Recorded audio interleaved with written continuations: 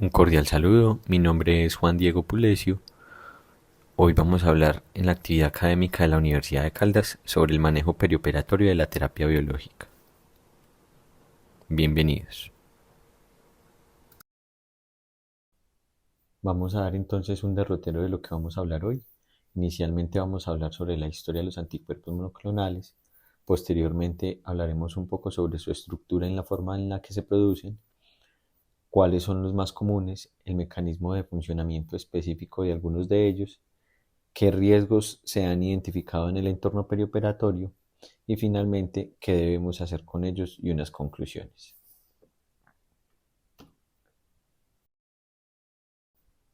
Para empezar entonces debemos hablar pues de estos dos doctores, el doctor Gerald Edelman y el doctor Rodney Porter.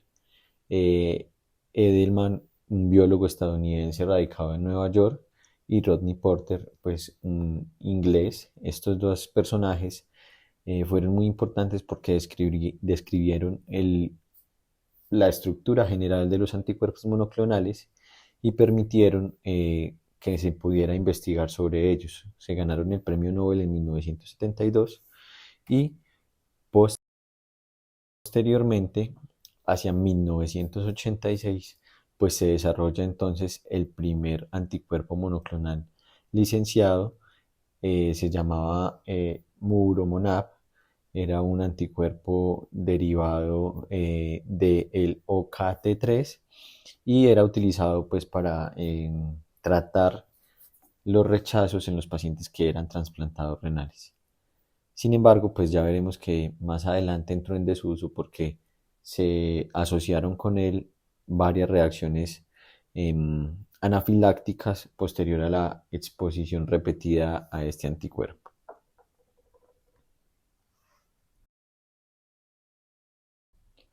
Estamos hablando entonces de un grupo de medicamentos que en la última década y en los últimos 30 años en general ha crecido vertiginosamente.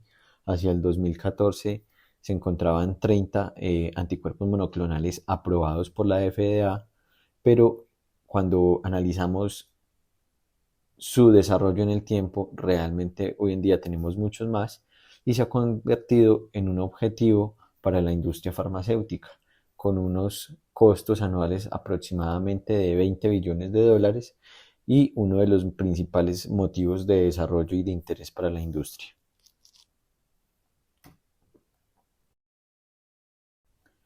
En cuanto a las aplicaciones más comunes, pues vamos a ver que tenemos diferentes tipos de enfermedades, dentro de ellas las principales el cáncer, las enfermedades inflamatorias crónicas, autoinmunes, los pacientes que han sido trasplantados, los pacientes con enfermedades infecciosas, aunque los anticuerpos monoclonales no han sido tan fuertes en este tipo de escenario, y las enfermedades cardiovasculares se proponen entonces como los principales escenarios en los que los anticuerpos monoclonales hoy están centrando su desarrollo y sobre los que vamos a hablar un poco.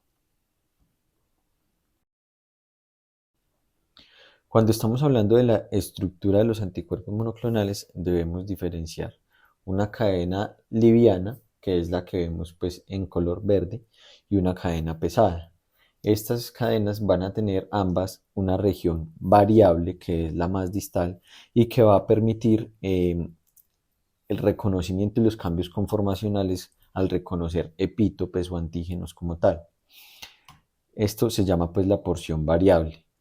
También tenemos la porción FC o la porción constante que se ha utilizado, aunque no es como tal anticuerpo monoclonal, para el desarrollo de algunas moléculas dirigidas específicamente a algunos targets u objetivos dentro del cuerpo humano y son terapias que se están utilizando hoy en día ya en nuestros pacientes. Cuando estamos hablando de los anticuerpos monoclonales, debemos recordar que son preparaciones homogéneas de anticuerpos idénticos o fragmentos de ellos. Cada molécula de los anticuerpos debe tener las mismas características y siempre se va a unir al mismo tipo de antígeno. Los anticuerpos policlonales, que son otro tipo de fármacos, pues pueden reconocer diferentes antígenos y también tenemos algunos en nuestra terapéutica. Y debemos reconocer que la eficacia pues, del anticuerpo monoclonal va a depender de la capacidad de este anticuerpo monoclonal de reconocer siempre el mismo antígeno o el epítope, y va a depender también de la región determinante de complementariedad, eh, que ya veíamos que se encuentra en la porción variable del anticuerpo monoclonal, y obviamente del antígeno objetivo, dado que si este antígeno varía o tiene la capacidad de modificarse, pues la especificidad del tratamiento también va a disminuir. En cuanto a los métodos de producción, estos son los tres principales. En la inmunización animal, obtener un anticuerpo de un anticuerpo existente, o explorar una biblioteca de anticuerpos que se hace pues, en un laboratorio de biología molecular. Vamos a ver un poco más en detalle cada uno de estos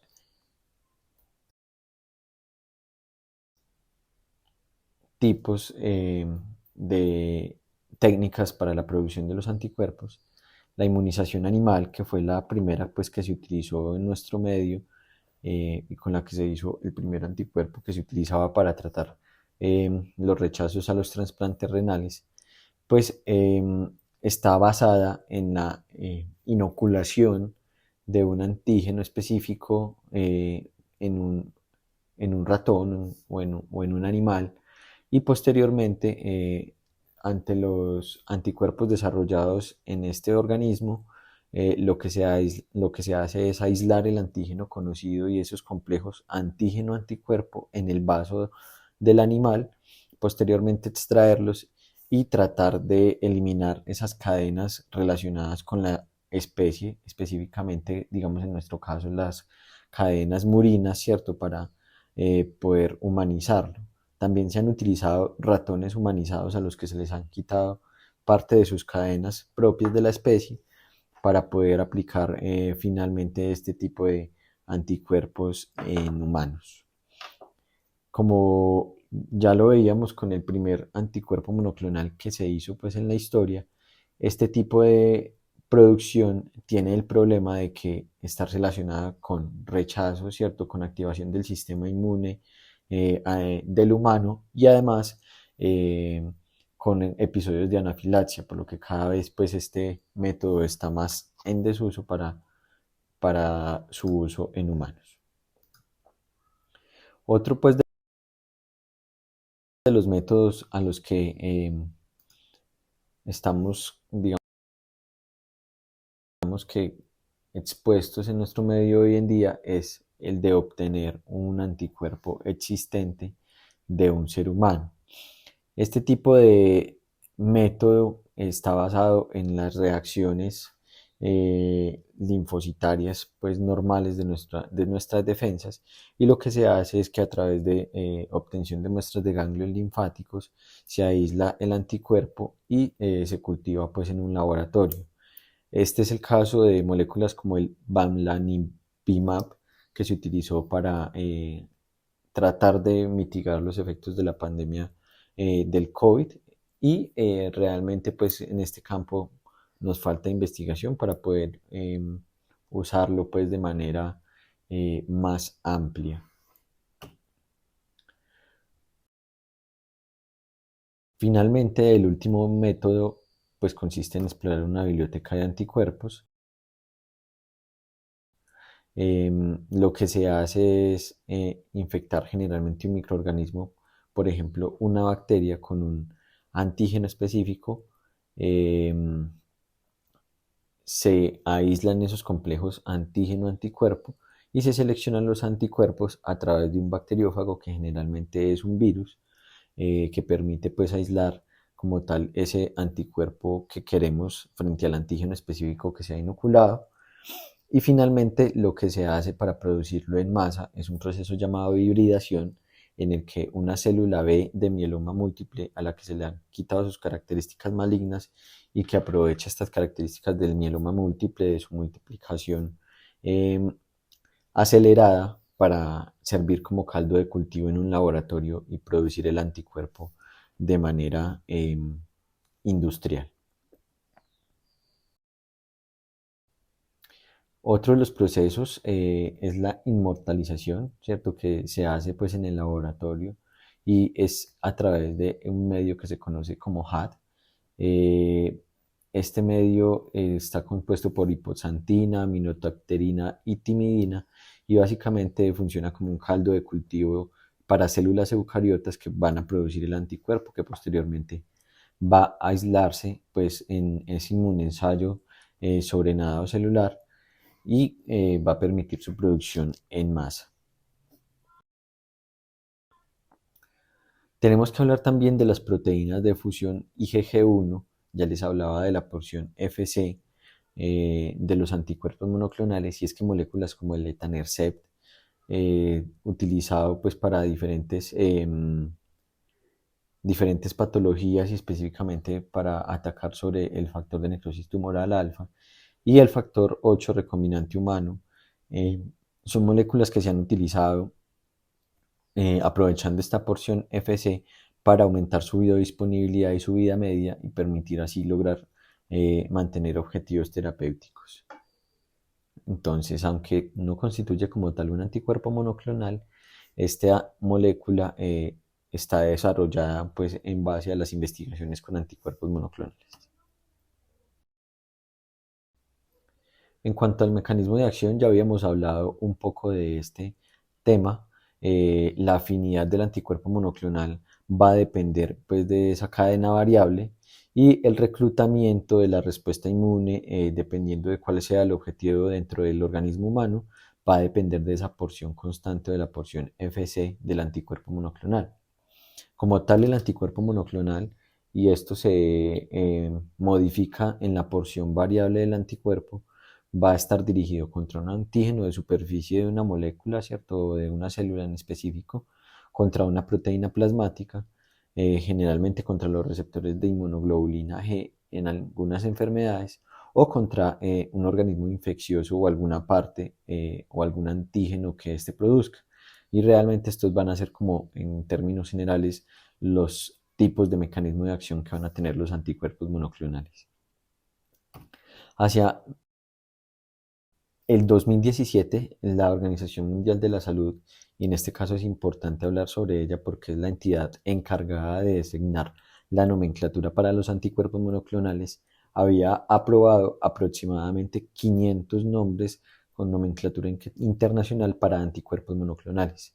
Esto nos permite ver pues, que en el futuro próximo saldrán al mercado muchísimas más moléculas y que este tema pues, cada vez va a cobrar más importancia. En cuanto a la nomenclatura, realmente existe una resolución de la Organización Mundial de la Salud en la que nos da pues como todas las partes de la nomenclatura de los anticuerpos monoclonales. Aquí se colocan algunas de ellas, las más comunes, y vamos a verla pues que tiene una parte o prefijo o también llamado infijo en el que nos va a hablar de el tipo o la definición o el objetivo que tiene el anticuerpo monoclonal. En este caso, por ejemplo, el prefijo Li, que es común, lo vamos a ver que tiene una función inmunomodulatoria, y el prefijo OS, que también es común y que ya se utiliza mucho en nuestra práctica, va a estar relacionado con el tejido óseo. Eh, Tenemos otra parte de la nomenclatura de los anticuerpos monoclonales y en este caso pues vemos aquí que dentro de los más comunes pues vamos a tener esta característica de la U de humano. Sin embargo, importante resaltar por ejemplo la E, que ha sido desarrollado el anticuerpo monoclonal en un hámster, y también por ejemplo la A cuando ha sido desarrollado en un murino. Tenemos también que a partir del 2022 la OMS saca una nueva resolución en la que cambia nuevamente la nomenclatura, y a partir de este año todos los anticuerpos monoclonales que se registren van a tener en cuenta también si se trata de una inmunoglobulina no modificada o si ha sido modificada con ingeniería molecular, y si es bioespecífica o bivariable y sobre qué región va a actuar específicamente pues esta molécula. Entonces vemos que la nomenclatura es cambiante y que en nuestro medio pues debemos de apoyarnos para poder discernir a partir de esto el mecanismo de acción. Vamos a empezar a hablar ahora entonces de entidades específicas y vamos a empezar con las neoplasias. Los anticuerpos monoclonales han sido utilizados para tratar entidades como la leucemia linfocítica crónica, como el linfoma folicular, y uno de los más utilizados es el rituximab. Con el rituximab, entonces vamos a ver que es una molécula que está dirigida frente al CD20 y se ha relacionado en la literatura con episodios de anafilaxia, además con liberación y degranulación de mastocitos, y es por eso que en la literatura se sugiere utilizar opioides que no generen tanta degranulación de mastocitos como el fentanilo, por sobre otros como la morfina o la hidromorfona.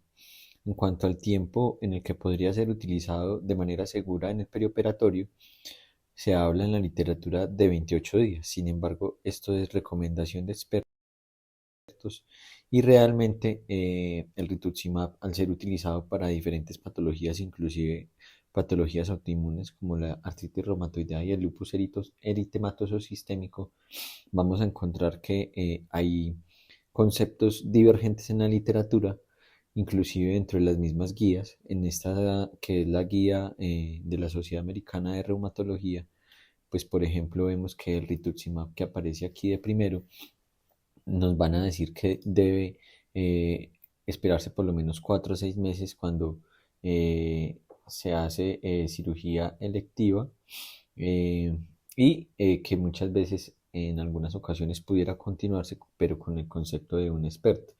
Mientras que en otras ocasiones lo que nos recomienda, como lo vemos aquí al final, es suspenderlo y esperar por lo menos 7 meses para poder realizar la cirugía.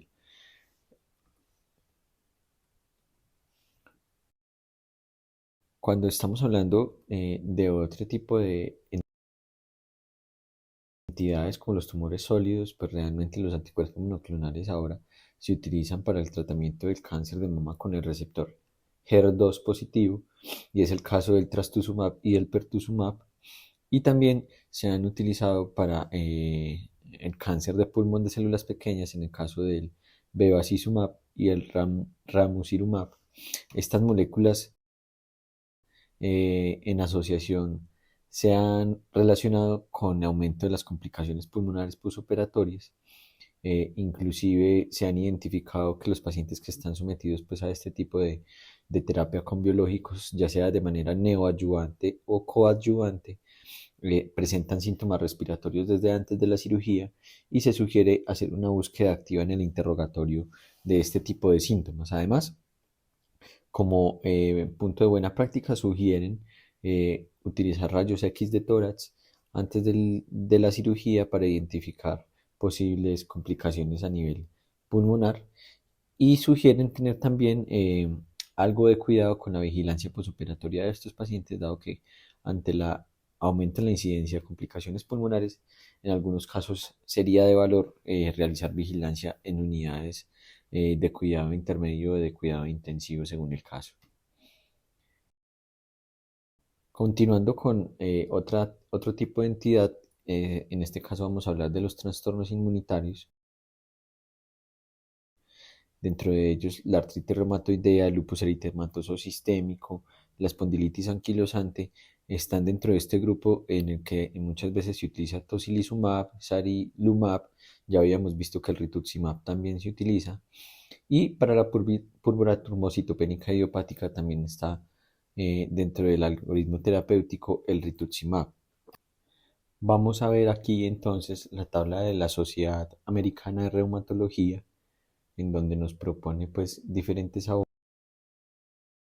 abordajes, sobre todo si el paciente ha tenido un episodio de su enfermedad, una reactivación o no está bien controlada en el último tiempo. Ellos hablan más o menos de unos 6 meses. Realmente lo que se considera con los anticuerpos monoclonales es consultar a un experto, en este caso el reumatólogo tratante, y tratar de continuar estos medicamentos pues en el entorno perioperatorio. Por el contrario, cuando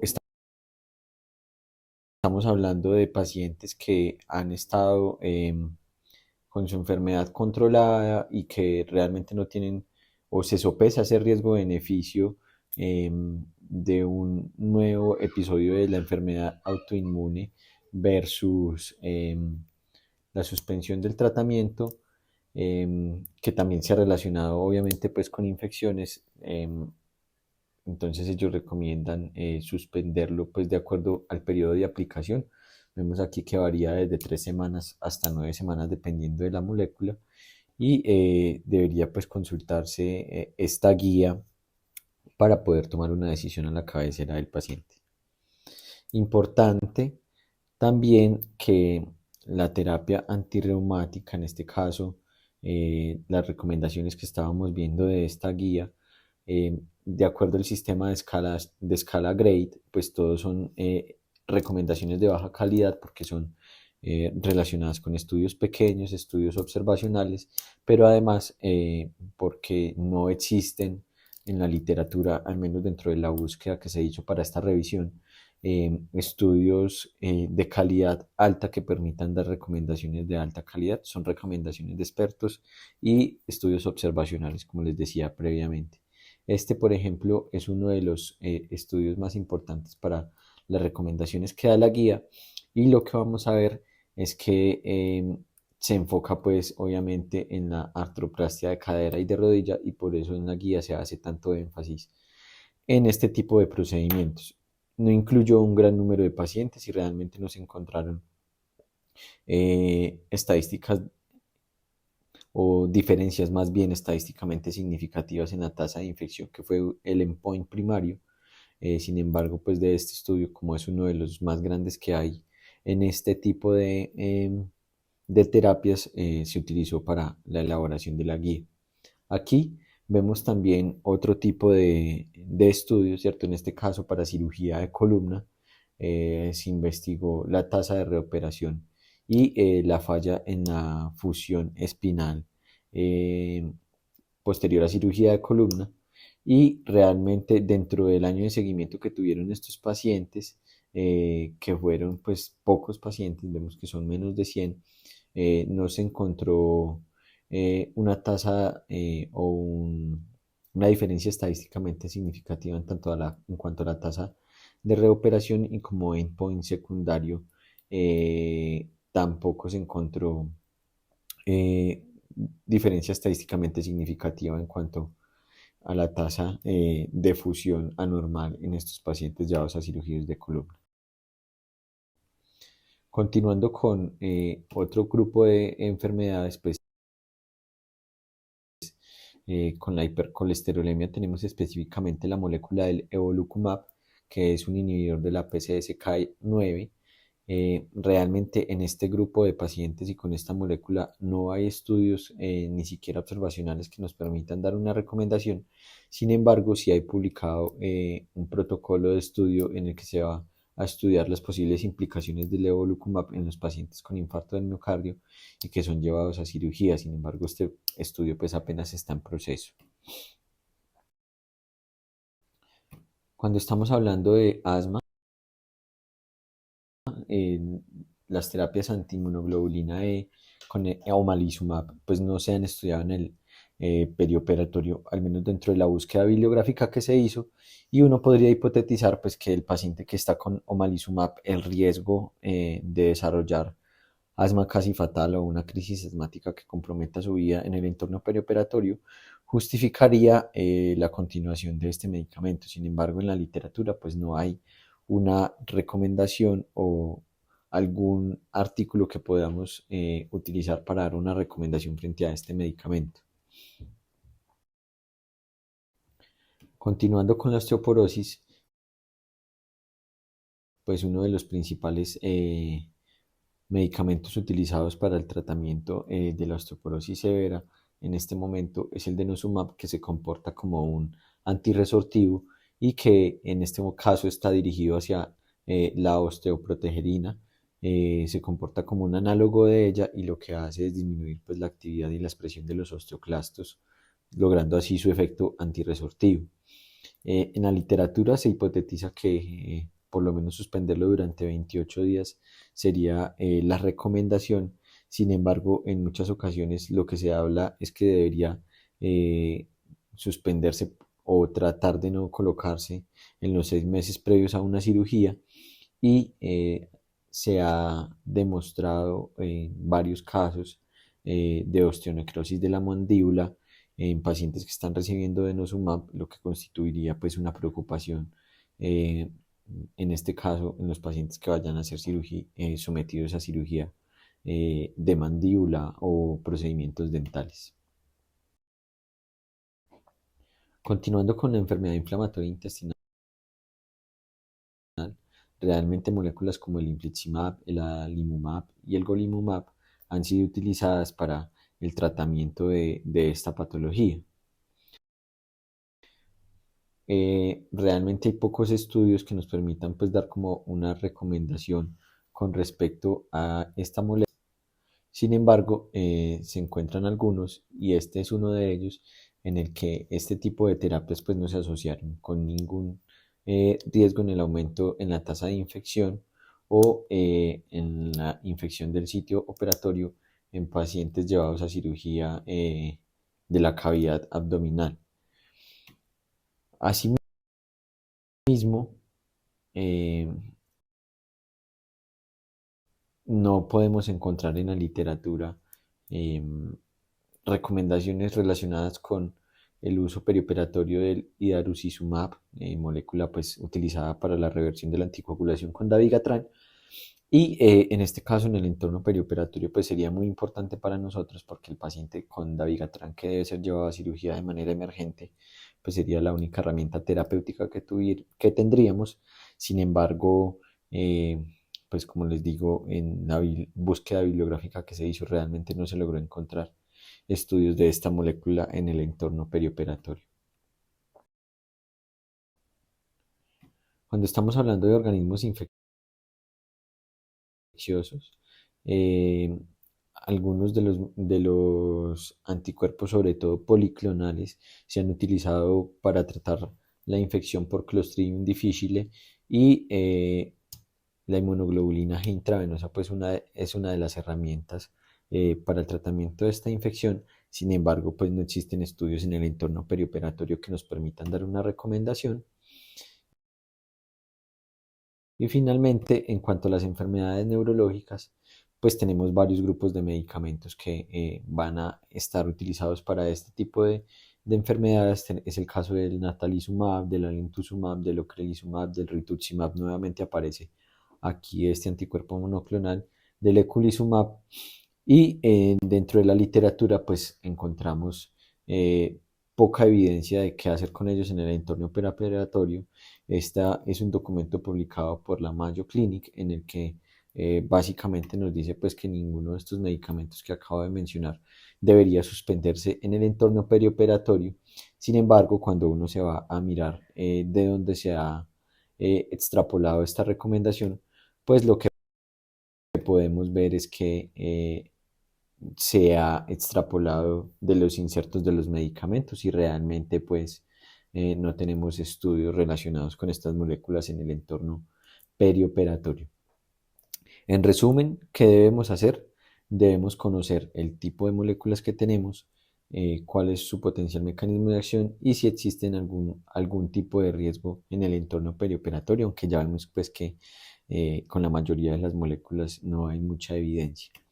Como conclusión, entonces, debemos conocer que los anticuerpos monoclonales son un grupo creciente de medicamentos con diferentes mecanismos de acción, pero con un mecanismo de acción general. Es importante conocer las generalidades de ellos, que su nomenclatura nos puede dar información y que podemos consultarla pues en el documento de la OMS. Nos habla un poquito del mecanismo de acción, de su mecanismo de producción y nos podría dar inferencias sobre cuáles son las posibles complicaciones relacionadas con ellos. ¿Qué hace falta evidencia para hacer recomendaciones perioperatorias con la mayoría de anticuerpos monoclonales. Ya veíamos que hay algunos que se han relacionado sin una diferencia estadísticamente significativa con aumento en el riesgo de infección, otros con osteonecrosis de la mandíbula. En general, la evidencia disponible es de baja calidad o inclusive inexistente y que es importante conocer las complicaciones que hasta el momento han sido reportadas con el uso de alguno de estos anticuerpos monoclonales em, para poder tomar decisiones que nos permitan mitigar el riesgo en el entorno perioperatorio. En fin, eso sería todo por la charla. Eso sería todo para la charla de hoy y esperamos contar nuevamente con su visualización en el canal del posgrado. Al lado derecho dejo el QR con el link hacia el canal de YouTube y la página de Facebook del posgrado. Hasta pronto.